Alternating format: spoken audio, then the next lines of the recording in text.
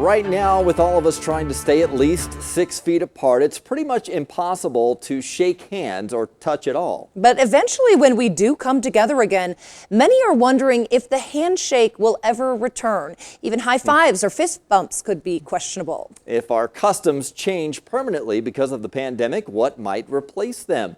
Denver 7's Nicole Brady goes 360.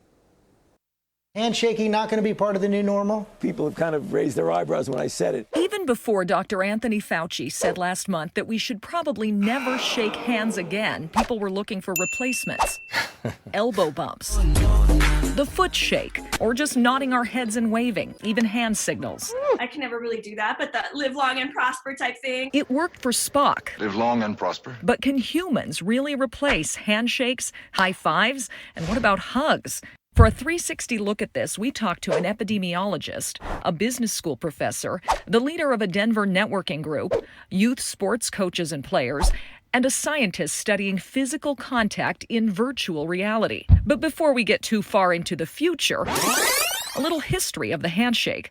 The practice of offering our right hand dates back to ancient Greece. Greek scholars somewhat started it as a way, believe it or not, to show that they didn't have weapons. It was a way of reaching out and connecting and showing that it was safe. But a gesture meant to convey, I'm not a threat, could actually be a threat itself if that hand carries disease. You're transferring what might be on your hands to that other person. Even though you're wishing them well, you might be giving them an unwanted gift. Colorado School of Public Health epidemiologist May Chu says it's not so much the hands themselves, but when we touch our faces right afterwards and germs enter our bodies through the eyes, nose, and mouth. We know how hard it is not to touch our faces, which is why some cultures already replaced the handshake. Asian cultures always bow, and the reason is they know about transmissible diseases from years gone by. Bowing can show respect or gratitude. How you feeling? But in other cultures, even in a business setting, strangers may kiss on the cheek or hug. I've had business people meet me for the first time and reach in for a hug. KRYSTAL Covington, leader of the networking group Women of Denver, says since the hugging and handshaking stopped, she's noticed people exaggerating their other expressions. So we're expressing more. So people are smiling more with their eyes, leaning in a little bit, but not too far, and just kind of giving each other that physical notion that I want to connect with you even though we can't. If we don't go back to handshakes and hugs, other things become the norm. We just adapt. But not everyone thinks it will be so easy to replace these gestures in other contexts, like sports. One of the most important pieces of our leagues as well is that sportsmanship piece and focusing after the game on the kids.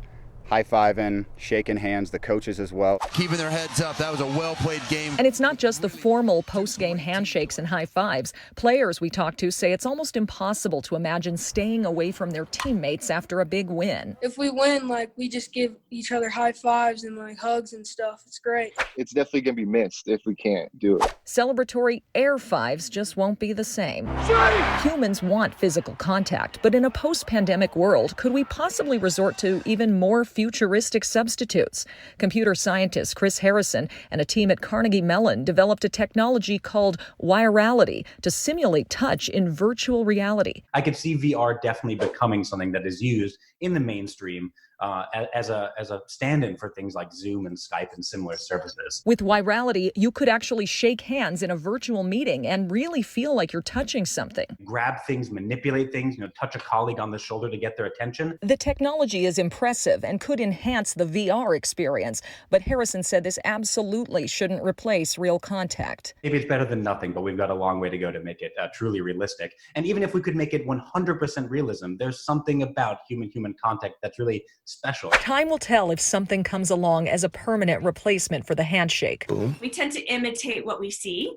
So whatever we start seeing others doing, I think we'll take on, and that'll become our new normal, I think. An elbow tap. We may look to politicians and even to pop culture for guidance. Excellent! But many are hopeful that post-pandemic, we won't forget what it means to extend a hand. Nicole Brady, Denver 7.